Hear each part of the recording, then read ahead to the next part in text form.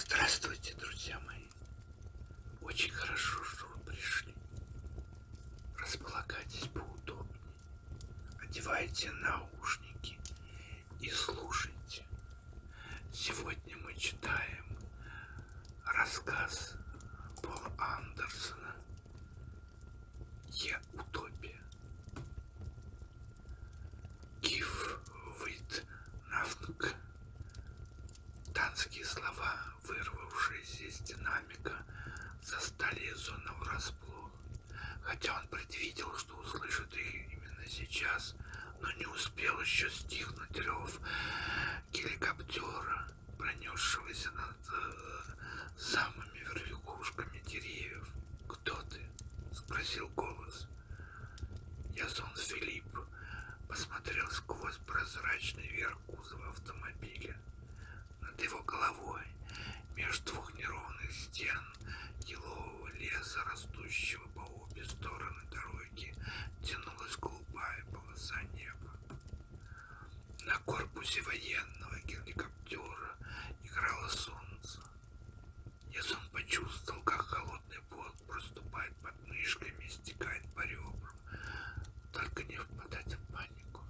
Господи, помоги мне!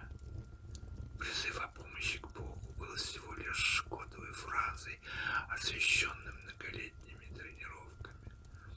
Обычная психосоматика: подчини себе рефлексы, дыши равномерно, прикажи пульсу замедлиться и избавиться от страха смерти. Он молод, значит, может потерять многое, но философы еутопии правильно воспитывали детей, порученных их опеке. Ты станешь мужчиной, то есть приобретешь опыт, говорили они. Сущность же человеческая основывается на независимости от инстинктов и рефлексов. Наш принцип жизни — свобода через умение владеть собой. Язон не мог выдать себя за Моотмана, жителя Норландии. Слишком заметен был его эллинский выговор, но он мог попытаться обмануть пилота геликоптера и выиграть время, прикинувшись приезжим из другой стороны этого мира. Он понизил голос, чтобы хоть как-то замаскировать акцент, и спросил с нарочитым высокомерием: «А ты кто такой? И чего хочешь?» «Я Норольф Эйнарсон, капитан армии Оттава Таркелсон, владетеля Норландии. Ищу человека, который накликал смерть на свою голову. Назови свое имя». Язон вспомнил Рунольфа. Смуглое лицо, темные волосы, признак турекской крови, и голубые глаза. Видимо, кто-то из его предков родился в Туле. Нет, в этом мире совсем иная история, и юг Европы называется Донарик. Меня зовут Ксипек, я купец из Мейаку, не раздумывая, ответил Язон. Сейчас, после бегства из замка владетеля и бешеной гонки сквозь ночь, лишь несколько стадий отделяло его от границы. Он и надеяться не смел, что удастся так далеко уйти. Обидно, если его схватят теперь. «Надеюсь, ты говоришь правду, но я исполняю приказы, я должен задержать тебя», — протрещал в динамике голос Рунольфа. «Обратись к владетелю, и ты сразу же получишь компенсацию за ущемление своих личных прав. Но сейчас остановись и выйди из машины, чтобы я мог разглядеть твое лицо». «А что, собственно, произошло?» Еще несколько секунд отсрочки.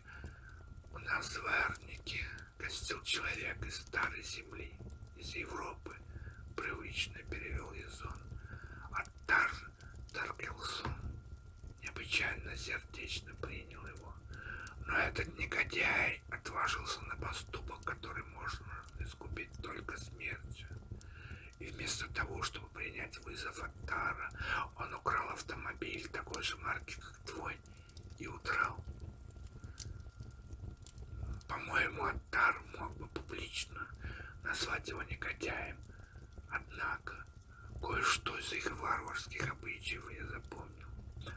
Странные слова для американца. Немедленно остановись и выйди из машины, или я открываю огонь. Ошибка, понял Язон, и до боли сжал челюсти. Гад милосердный. Неужели кто-нибудь способен запомнить и не перепутать обычаи сотен крошечных государств, на которые разделен континент? Вестфалия представляла собой куда более пеструю мозаику, чем Земля в варианте истории, где этот материк назывался Америкой.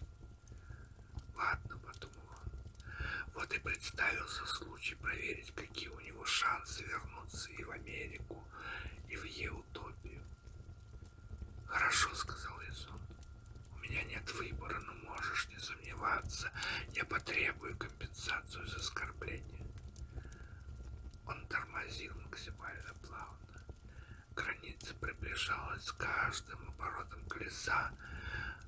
Дорога вытягивалась вдаль твердой черной лентой, расталкивая гигантские стены деревьев.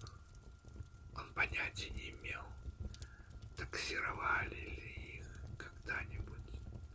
Может быть, еще в те времена, когда белые люди впервые перебрались через Пенталимни или Пять озер, чтобы основать город Эрнвик, расположенный в том же месте, где Далат в Америке и Логополис в Еутопии.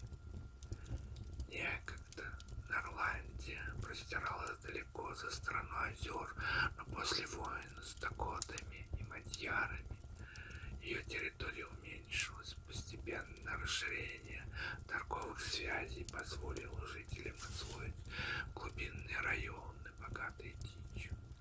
Охота являлась национальной страстью Нормандии. Таким образом, за 300 лет древний лес полностью вернул себе утраченные права. Перед глазами Язона возник пейзаж этих мест, существовавший в его варианте истории. Сады и огороды, усадьбы, выстроенные с любовью к гармонии, гибкие бронзовые тела, гимназиумы, музыка при лунном свете. Даже пугающая Америка вспоминалась более человечным, чем эта мрачная чаща.